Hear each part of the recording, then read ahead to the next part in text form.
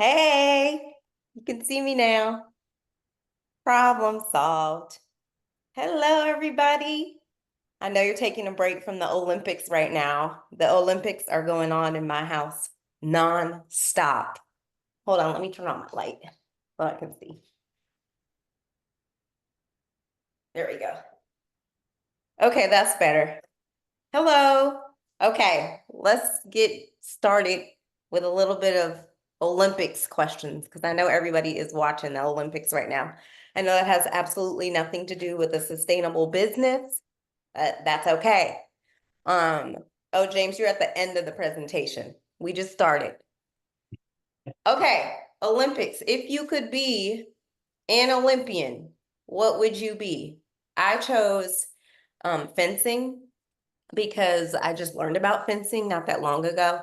And I saw a video on LinkedIn with this lady, and I didn't know it was a lady, and she was all tough and beating people up and stuff. And then she had her thing, and then when she took off her hat, it was a lady. And I was like, oh, I want to do fencing. So that's my choice for Olympics. Put in the chat what you would choose. If you could be an Olympian today, which sport would you choose? Write it in the chat. James, what's your answer? What you gonna choose? Uh, yeah, without question for me, it's when I think about the Olympics, it's track and field, right? That's what the Olympics is about. And the specific races, there's two that I think are really cool, both team races. One, the 4x1, okay, come on, speed, and then the 4x4, right? Yeah. Speed and power. So there's something about just being in this team sport and handing a baton to your fellow mate and watching them go around.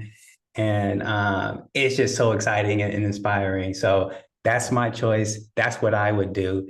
But I'm not doing that because I'm not that fast. But that would be it right there. I love that. Okay, put yours in the chat. Emily, what are you gonna be in? Okay, I forgot. I was talking to the kids about it last night, and I feel like somebody said swimming. James also said track. I mean, track is the thing. You get all the glory. Anyway, I hope you're, oh, gymnast. Yes. Listen, do that cartwheel, Julin. Just do it. We have a gymnast, and yeah, she is doing cartwheels all the time in our house. Right. Gymnastics is huge right now. We got wrestling in full effect. Definitely. I watched some of the diving last night. I see somebody put diver. Man, they were incredible. Like they were staying in sync. When they go backwards and go in, it's just like fearless. We got track, wrestling, we have a diver. Anybody else? Okay, you still got time to put it in there. I mean, this isn't in real life. This is a using our imagination. Your business owners, I know you have a great imagination.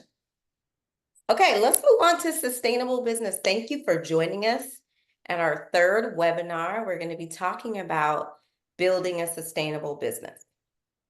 I am Paris Williams. I am the CEO of Next Level Financial. We are a fractional CFO company. That's a fancy way to say that we support small and medium-sized businesses to turn their financial guesswork into financial clarity. So today, in addition to being the CEO, I'll be your Chief Engagement Officer, meaning don't Engagement. zone off, stay engaged. The more you stay with us, like you already are, writing in the chat, answering questions, thinking about applying this to your business, the more likely you are to get something out of it. So stay engaged. I'm Paris, and I'm glad you're here. Awesome. I'm James. I am the co-founder and lead TFO at Next Level Financial. I'm super happy to be with you today and really just to share some best practices on building a sustainable business. Part of my story is my grandfather moved from Texas to California with his brother and families to start a business. and started a corner market store, showed food and liquor. And it was like the place to be. They had a dream and they wanted to build that business. But as we stand here today, that business no longer exists. It was great at the time, and it provided a lot of great things for our family. But it's not here anymore. And just like I was talking about how I would want to be in that 4x1 or 4x4 relay. My grandfather wanted to pass the baton, and but that wasn't something that ended up happening. And so we're going to talk about some of those things that come into play that really was not helpful in our family business journey. So let's just jump right in. So here, we hear the statistics, the stats that businesses fail like after 5 years is approximately 50% of businesses fail, which is a pretty high, staggering number. When I think about my family business, my grandfather and his brother, their business, it went just about 20 years, which was great. But then again, it's that passing of the baton, which he really wanted to do, he wasn't able to do. And we're going to talk a little bit more about some of those things that happen in that business and as common to businesses and how we can really just build for the future. All right. So, when you look at the data, look at the stats, these three bubble up to the top consistently in terms of the issues that happen that prevent businesses from thriving and really scaling to their next level. We got poor management practices. Not everybody's on the same page. This was certainly the truth in my grandfather's business. A lot of division there. Cash flow problems. Come on, cash is king. And you've got 82% of business failures tied directly to cash flow. So we're going to talk about that as well. And then poor capital resource allocation. So this is where sometimes you get in a point to where you're just throwing these Hail Marys where you're just trying to make something happen, or you think something's a great idea, you put a lot of money towards it, and it ends up not working out. So we'll talk a little bit about that as well. All right. So as I said, we're going to kind of flip the script, right? So we're talking that those were business failures, but we're linking it directly to success. So building a sustainable business that thrives. We're talking about building a scalable operating system where everybody's on the same page, everybody's rowing in the same direction. We're going to talk about that. Successfully managing cash flow. Like, who doesn't want a successful cash flow, right? So that's what we want to do. And then thirdly, we'll talk about using data to drive winning decisions. Okay. So we're going to jump right in. Talking about your family business, I put a question in the chat. If people had already begun thinking about their business, not just right now, but in the next season or the next generation, because I think a lot of times when we're in the thick of it, building, sustaining, and scaling our businesses, folks aren't really thinking ahead. Mm-hmm. So I love that you're tying that into the family business. So if you have already started thinking about that, just put I have, but if it's a not yet, add a not yet about what will happen with your business in that next season. Mm-hmm. Absolutely. Yeah, we have not yet Mm-hmm. so far. So you can keep going. I just want folks to be thinking about that. Okay, so we're going to start with part one. Part one is upgrade that business operating system. So you might say, James, what's a business operating system? Well, you have one. You may not have identified it. You may not be thinking about it. It may be unintentional.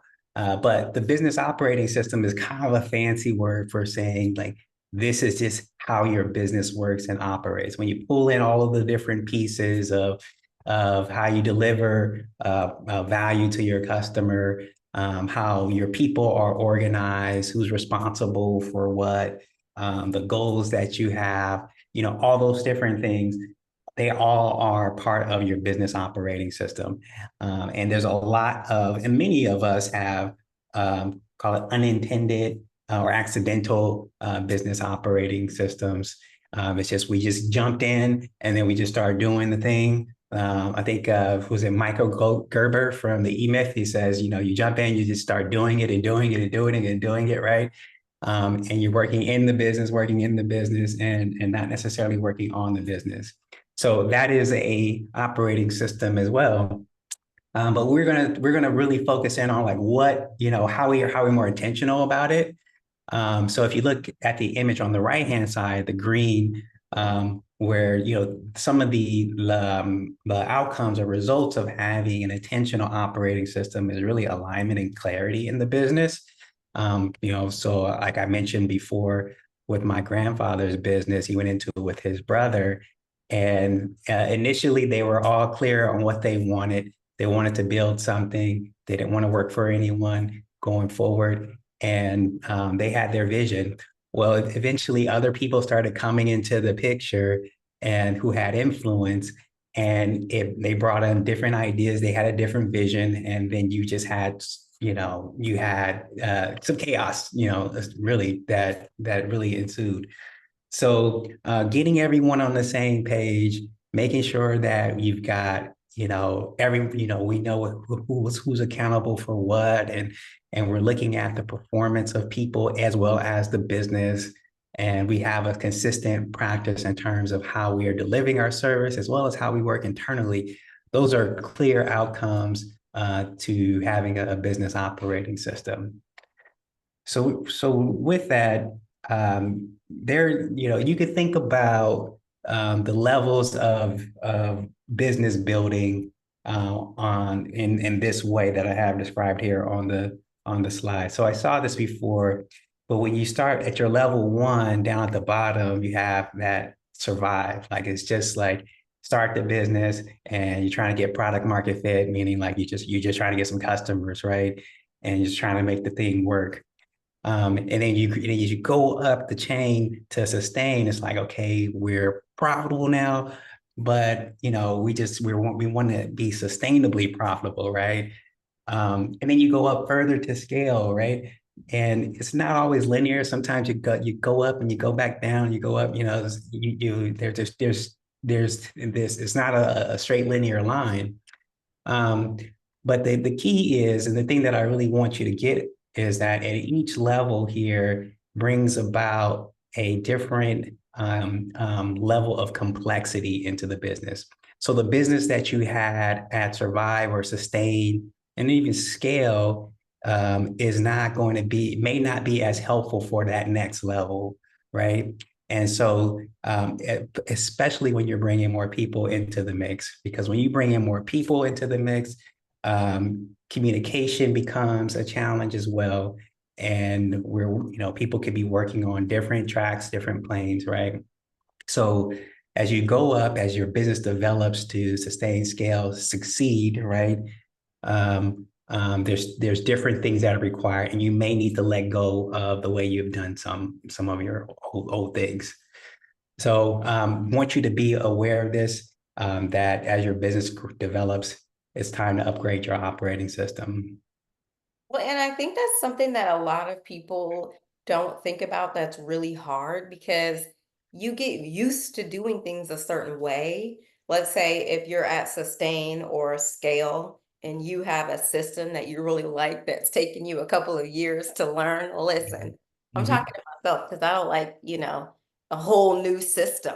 Like, you mean I have to start totally fresh now that I'm at this level? So I think there's also the emotional part that goes into that. If you've already feel like you've made a Mhm. big investment in something, in time and in resources, than to feel like you're completely shifting. But it sounds like you're saying that's part of moving up. That's part of moving up. Sometimes you gotta let things go as you continue to go higher. Because how you know that you need to make a change is nothing will seem like it's working. Things will start, you know, the wheels will essentially start becoming loose and potentially falling off. That's how you know that, okay, something's got to change in the way we're operating. All right, so what do I do, James? Okay, so there's a couple of routes that you can take. You can do, a do-it-yourself, which if you don't have an operating or you don't have an intentional operating system, here are some things that you can do to really start to kind of hone in on how you can bring this thing together. So I've got 5 steps to your DIY, so you do it yourself, right? So number one is vision. It always starts with vision for me and making sure that everyone is on the same page. If you're by yourself or it's just a couple of you, this is not necessarily relevant, right? But what we're talking to is people who have multiple people in the organization, right? And everyone has an opinion. Everyone has a way they think things should be done. But we all need to get on the same page, right? In order for us to really make this work and go faster. So vision number one. So set that vision and make sure you continue to come back to it with the team consistently on a quarterly and annual basis. That's what we do in our business. We're making sure that we're clearly aligned on what we're doing and the direction we're going. Number two, right? Look at what you're doing.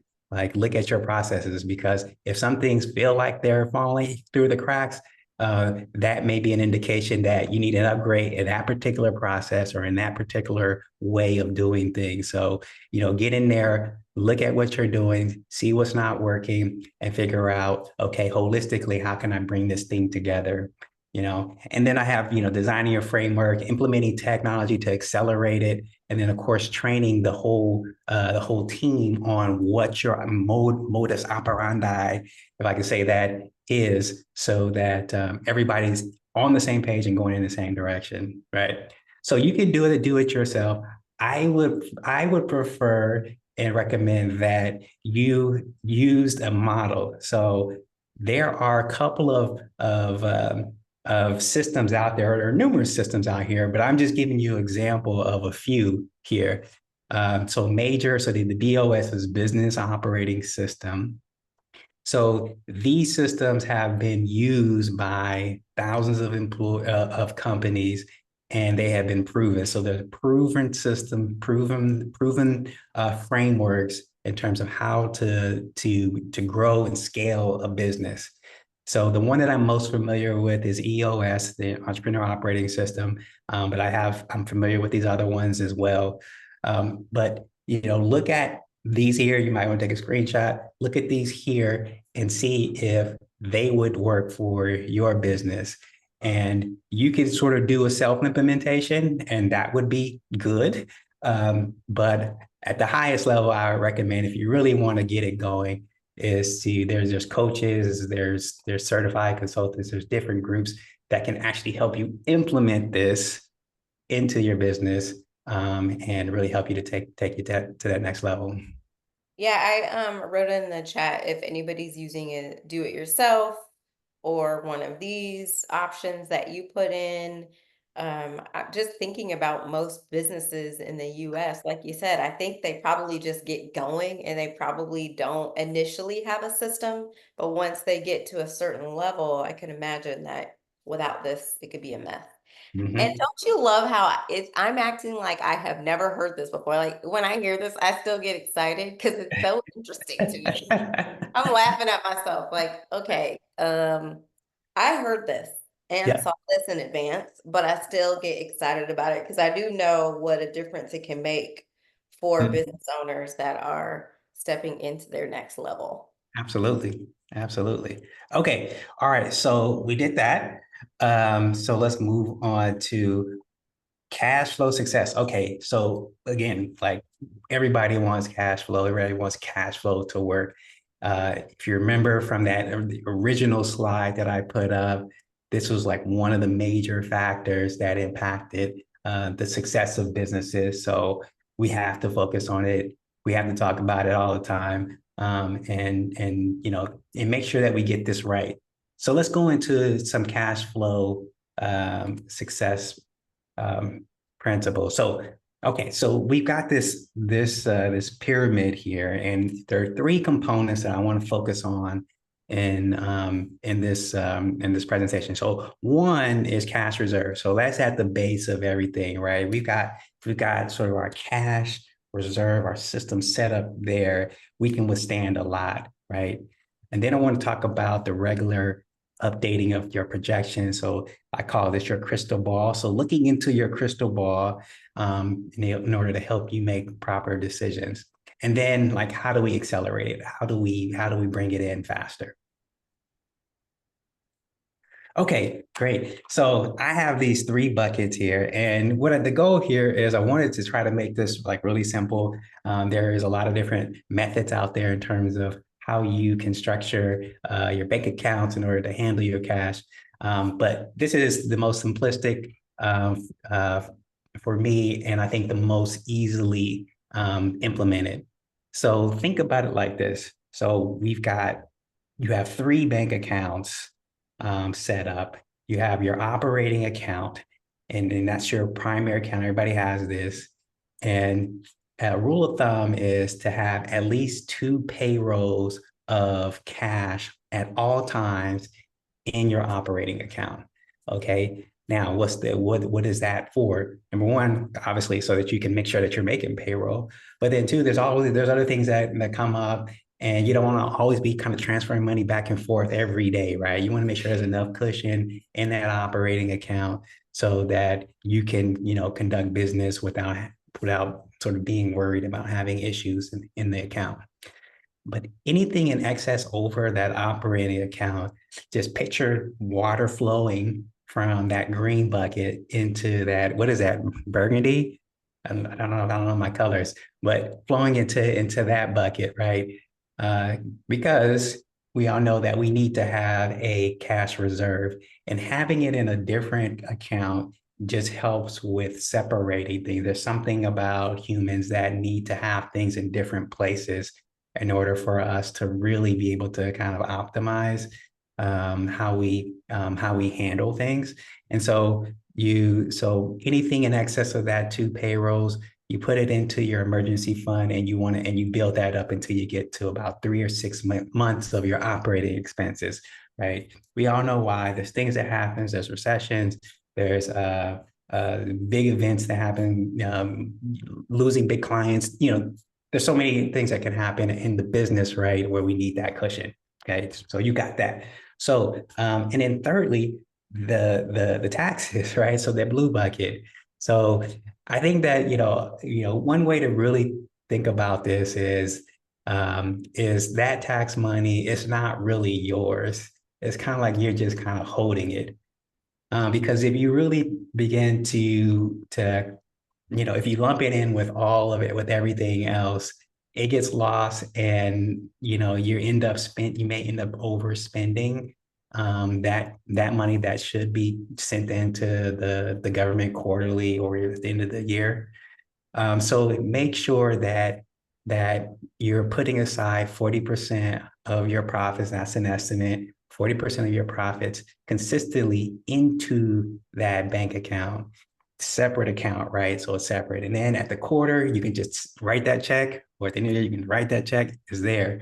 That was like, I partly have some trauma around taxes because talking about my grandfather, my family's business, I remember my grandmother on the phone talking about the IRS, and she was having anxiety about if the IRS was going to take some assets because it back taxes and all that stuff. So it's like, don't even want to play with it. So have a separate account for it. So this is the basic level foundation. This is a pretty simplified approach to it. But if you don't have this in place, please put this in place and actually work it, like work it. Yeah, I was thinking about in the book Profit First, he describes them as plates. And he said, like, you're gonna overeat if you have one big plate, your operating account, and all of your Yeah. money is there Mhm. because your business is a monster. And especially when it's growing and it's getting bigger and more revenue is coming in, it wants to eat more. So if you are just looking at your bank account, or just looking at that big old plate of food, guess what? You're gonna eat it all up. Yeah. So you might as well, he talks about them as plates and has multiple different accounts. But I know you already read that book. But Yeah. Yeah. those of you that didn't read the book, that's a really good one. Yep. Absolutely. Small plate. Very, very good. All right, so now we move on from that foundation to the regular cash flow update. So this, slide a little dense, a lot of numbers, but the idea here is, and if you remember, I called it like our crystal ball. We want to be able to look into the future and be able to understand how we are doing from a cash flow perspective. So let's just take this as an example here. Let me see if I can get my cursor back. So we've got in this business, we've got $1 million in cash, right? Sitting in this account. We set in advance that we want to have a minimum of $850,000 in the account. So, we're good. We've got $1 million.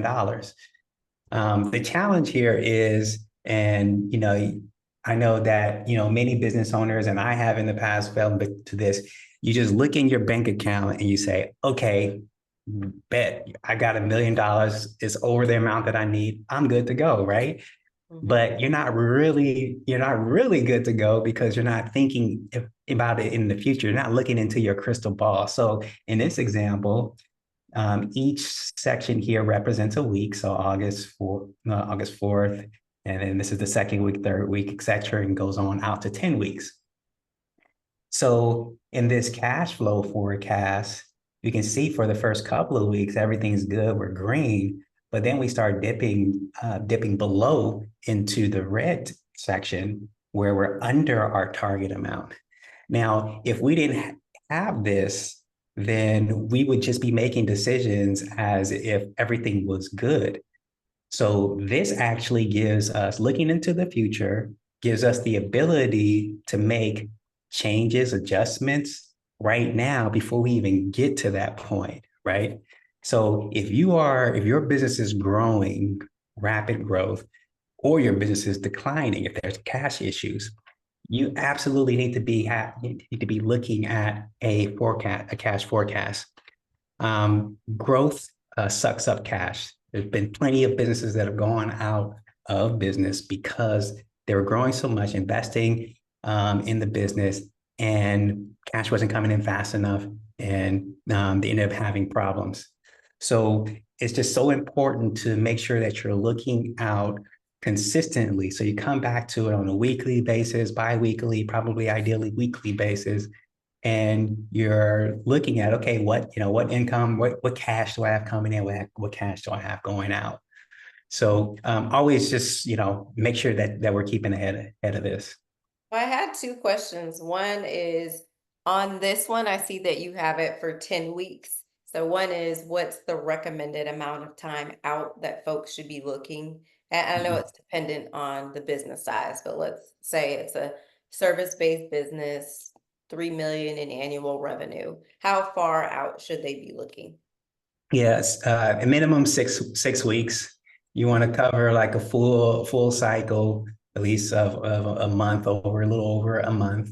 Because again, the goal here is to give you the opportunity to pivot if you need to in advance, right? You need time. Things don't change overnight. Like if you're seeing that things are sort of going, call it downhill, or you're seeing this red in the picture, it's like, okay, let's make some decisions now instead of waiting, instead of waiting till we're actually in the challenge.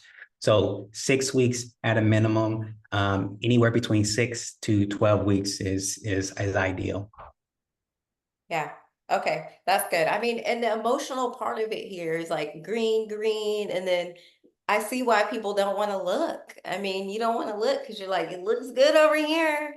So I think that's why it's so important to have somebody on your team that's going to bring the brutal facts, which we talked about in the last webinar, because, Mhm. it's like, hey, let's talk about this because I can see why people would want to hide away because I'm one of those people. Hello. Yeah, yeah, yeah. So there are softwares out there, cash flow tool. This is an Excel sheet that I built out, but there are tools out there that are available that can help you to forecast out your cash. Okay. All right.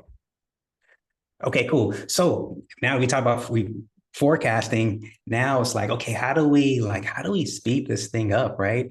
Because as business activity and profit doesn't necessarily equal cash, right? So like you're doing business, you're serving your clients, or, but that doesn't mean that cash is coming in right away. So the question is then how do we speed this thing up? So there's a concept called the cash conversion cycle, which is you see here. And what I have on here is there's three components, major components that I want to talk about. So we have the sales cycle, we have the delivery cycle, then we have the payment and bill and billing cycle. So let's start with the sales cycle. So why is that important? So the sales cycle is, the shorter the amount of time that you can close deals or close prospects, the faster the train starts, right? The faster you're able to onboard paying clients that are going to bring in that cash flow.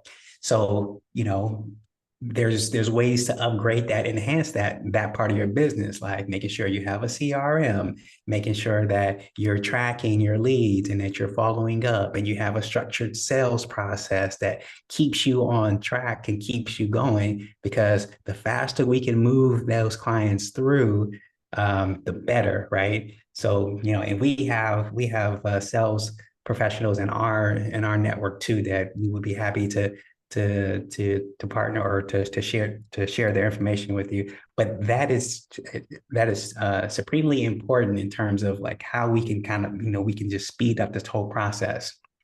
And then we've got the delivery cycle here. So delivery cycle is think you providing service to your clients, whether it's on a project basis, um, and and so how do you speed that up in terms of like making sure that you're delivering exactly what your clients want, you're adding value, and you're not adding anything else that is not as valuable to the client, so that your process is very efficient, which then would mean that ideally then you would speed up that cash conversion because you can get to a certain milestone or you can finish your project and then you can get paid, right? So what are some ways in which to shorten that delivery cycle so that cash comes in faster? And then this third component here is the billing and payment cycle. So this is something that where there's room for a lot of improvement with a lot of businesses that I've seen and been a part of. It's where the individuals providing the service or serving the customer, there's not a lot of communication between them and then the accounting people. And so, or the communication isn't great. So there's a lag in terms of when customers are billed. So it's like, oh, I thought that you sent the invoice. Like I never, there's just confusion, right? And that's precious time if invoices don't get sent on time, right? Because we need that cash right away. Because the customers there, if they have 30-day terms or whatever it is, they're gonna hold out until that period of time. So we need to make sure that there's efficiencies between the accounting department and the service delivery department. So upgrading that, and I've got a couple of here, and I've talked about some of them. I've got a couple of examples of how we can really streamline that process. And so the goal here is, as you can see, that this cash conversion, if you think about this from a timing perspective, this is a sort of stretched out time cash conversion process. And then down here, it's like we got a tighter process, right? This green section here. And so cash comes in faster, because we're following up with our people, we're signing clients faster, we're providing great value to them very efficiently, and we've got communication with our accounting department. So we're able to get all of that just kind of working like a well-oiled machine, right? So that we can accelerate and get that cash faster.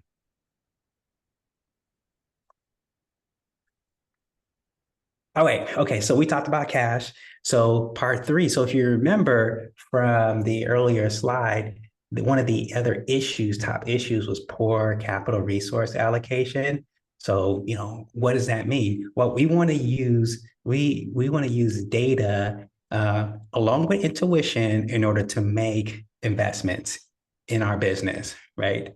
I was talking to a business owner a couple of months ago, and he was telling me how he just was expanding into other states. And me being curious, I was like, "Oh wow, that's super cool. How did you make the decision? How did you know that you should expand into these other places?" And he was just like, he kind of did one of these finger things and put his finger up in the air, like he was just, basically it was just his intuition. He felt like it was the right thing to do. And I thought to myself that that is great because that's what got a lot of business owners to the point to where they had, where they are right now. They have good intuition, good instincts, all of those things. And that is so important.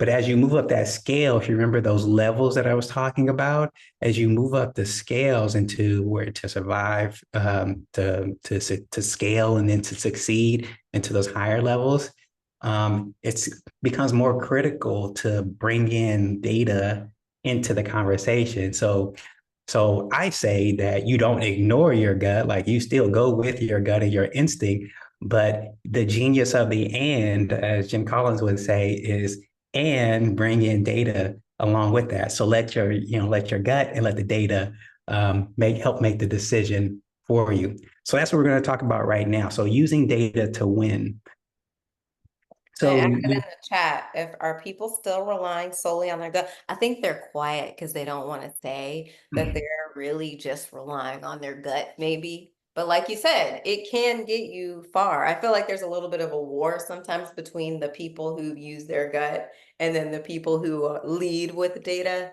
And mhm. really, we need to come together. Yes, hey, let's There's more power in that, right? one big happy family. Let's do it. Okay. Yeah.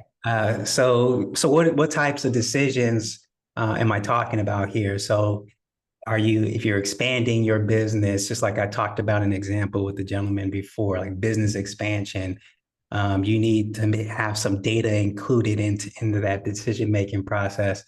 If you're investing in IT, which can be very expensive very quickly, if you have some significant marketing campaigns, or if you're going to be hiring a bunch of people all at once, like all these require a business case, right? And so part of the business case, we got to bring in the numbers into the equation.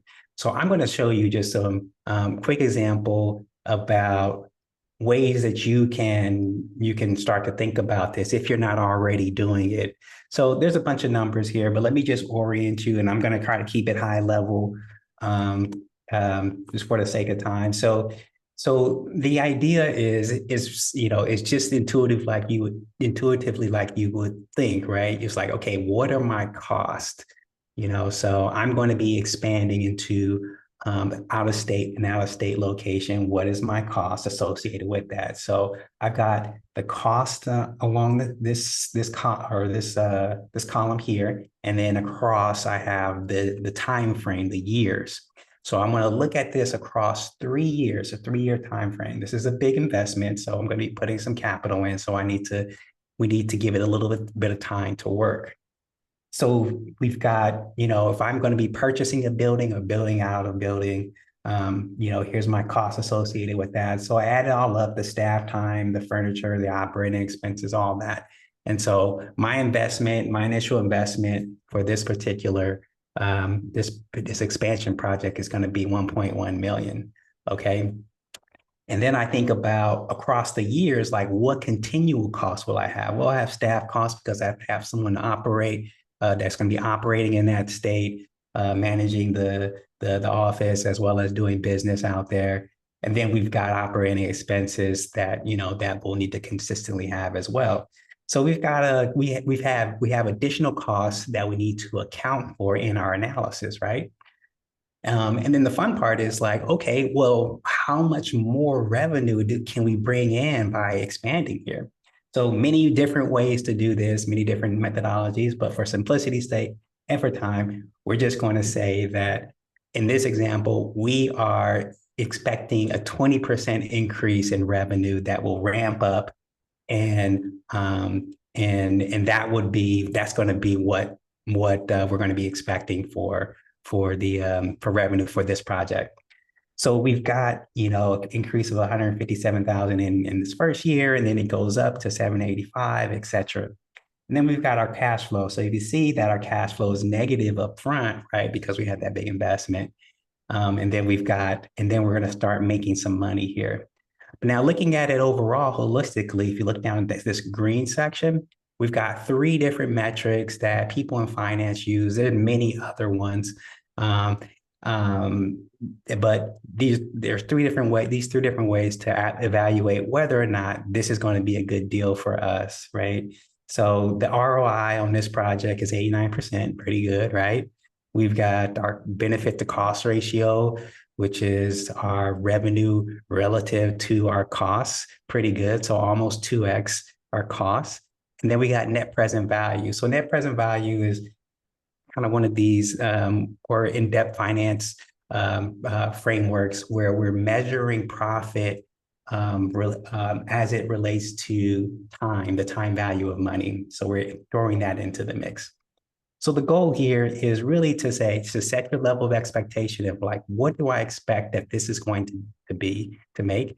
And if it does meet that objectives, then maybe it's something that you want to do. But you got to take it one step further. And if you're like me, whenever you're making an estimate, you're probably putting out the optimistic numbers, right? So you got to kind of like put some discipline around it and say, okay, well, what if it doesn't go well? Your pessimistic example, or what if it goes really well, right? And then you figure out a way here in this column to say, okay, this is probably where it will land at if it all things considered. And then you evaluate, does this make sense? For me, like this is pretty good, but I don't know that this is enough of a return for me that I would want to do something like this. But it depends on the situation. So that is sort of the analysis. Just go through it, add some data in, some numbers into the scenario. All right, so that is that section. So just to kind of circle back to what we talked about, the key is that we want to make sure that we got an operating system that gets everybody on the same page and that is scalable, right? That we're looking out and we're successfully really managing that cash flow using our crystal ball, right? And then we're using data in order to make investments, profitable investments that will continue to add value to the company. Awesome. Look at you wrapping up 2 minutes before. We have time. If anybody has questions, feel free to add them in the chat. Oh, you know what? I'm going to also put in the chat. We would love to have a consultation with you. If you are a business owner and you're saying, James, that's really cool. You came up with that analysis, but I'm just a regular person and I'm not sure where to start when trying to figure out how to build my business so that it's sustainable. We'd love to meet with you. I put the calendar link there. I don't see any questions, but let me look really quickly. I don't see any questions in the chat, but you guys have my email. You can find us on LinkedIn and connect with us. We would love to answer your questions. And what's your closing thoughts, James? We're about to wrap it up. You have 30 seconds to close us out on sustainability. I want to circle back to this whole theme of the Olympics. And even back to the sport that I wanted to be in, which was the track and field, the 4x4, the 4x1. And the key component in that race is really successfully passing that baton. And in my family business, we weren't able to pass that baton in a physical sense to the next generation. But I think that as we grow and we build and we develop our businesses, we want to think about Like, how do we want to transition our business, whether it's through selling it to someone else and you're passing it in a sense, or if you're sending it, you're passing it to the next generation, and building it in such a way that you can do that. So passing that baton, that's where I'm going. Awesome. Perfect. We're all done. Pass the baton. Thank you.